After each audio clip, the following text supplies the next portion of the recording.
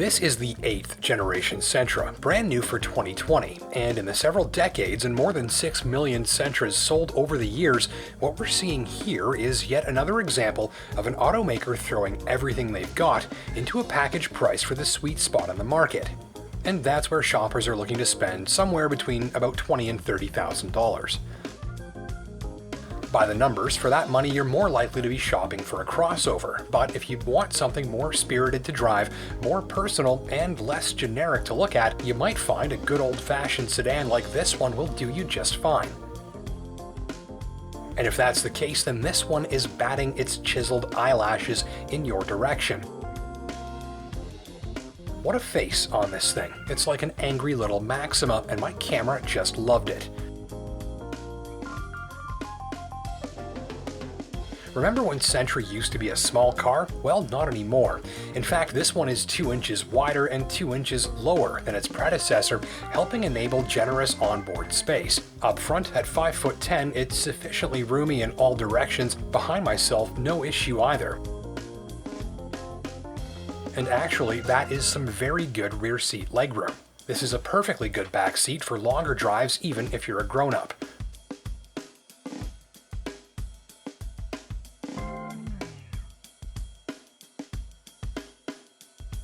Storage, too. Pockets and more pockets, and a handy cubby here with charging ports at the ready, and even a little nook here for your key fob or coffee change if you like. This is one of the more upscale interiors I think you'll find for the dollar. These round center vents look like something from a pricey Audi or Benz. Soft touch materials are fully deployed in all of the right areas, and look at all the stitching and depth.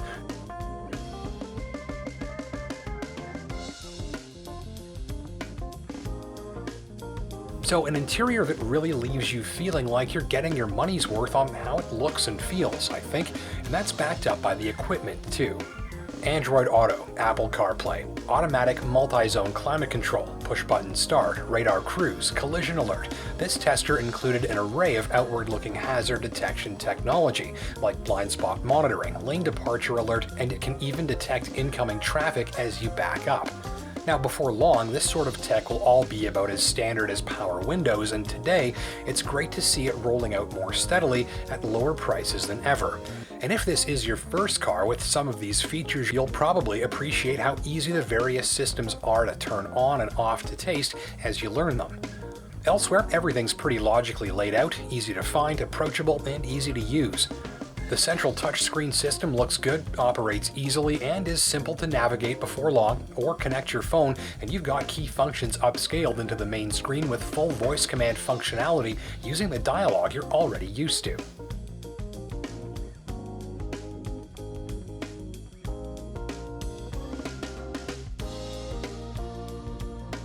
Under the hood, it's a 2-liter 4-cylinder with 149 horsepower and 145 pounds of torque sent to the front wheels by Nissan's continuously variable transmission, or CVT.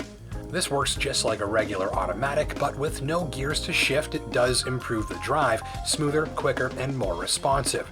You'll be surprised with how snappy this is off the line. Even a little touch on the throttle gets the Sentra charging away quickly. Then the transmission and engine work in sync to smoothly glide the car up to speed with the revs roughly locked into place. Here, the little engine is quiet and unintrusive. If you're a light-footed driver who will primarily use eco mode to save fuel, you'll probably hardly notice the engine at all. Sportier drivers will wish for more high-end jam to match the snappy starts. Sentra feels more responsive in city driving than it does on the highway. If you're not shy with the throttle, there's adequate power and the engine stays refined across the rev range, but it is nothing special to listen to if you get it spinning fast enough to really hear it.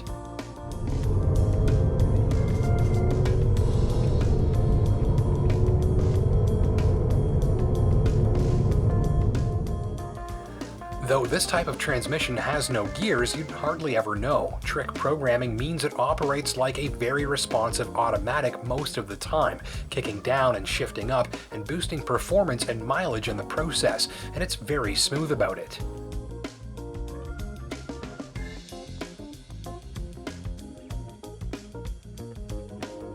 A quiet cabin backs up all the refinement. At highway speeds on smooth pavement, there's no need to raise your voice to chat with whoever's sitting next to you, though road noise does start to creep up pretty quickly on rougher surfaces.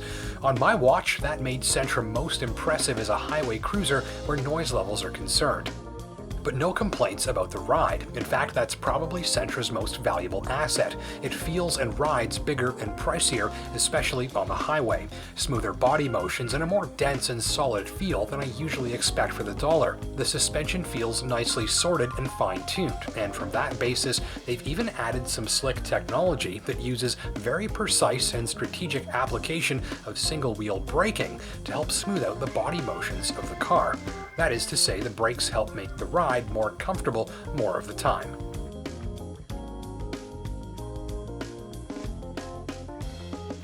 And the thing about that is that it works really, really well. To me, this rides on most surfaces like a bigger and pricier machine.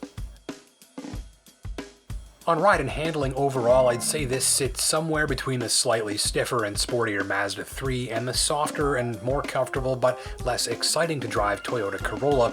If you're in this segment, you'll want to be checking out those as well. Ditto the Subaru Impreza, Honda Civic, and Hyundai Elantra.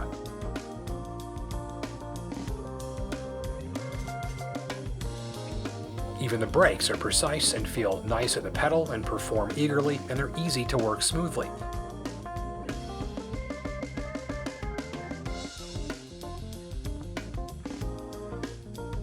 Steering is easygoing but slower than an enthusiast driver will like, and there are no paddle shifters either, although some model grades are available with a manual transmission if you like.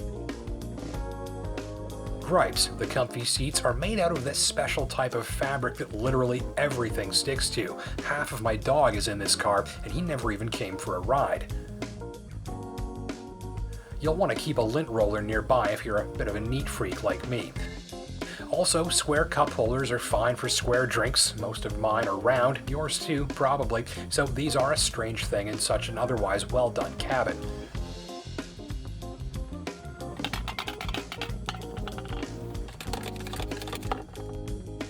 So, a few weaknesses, many strengths, and a really solid combination of all the stuff you probably want for your dollar in a car that looks and drives really nicely.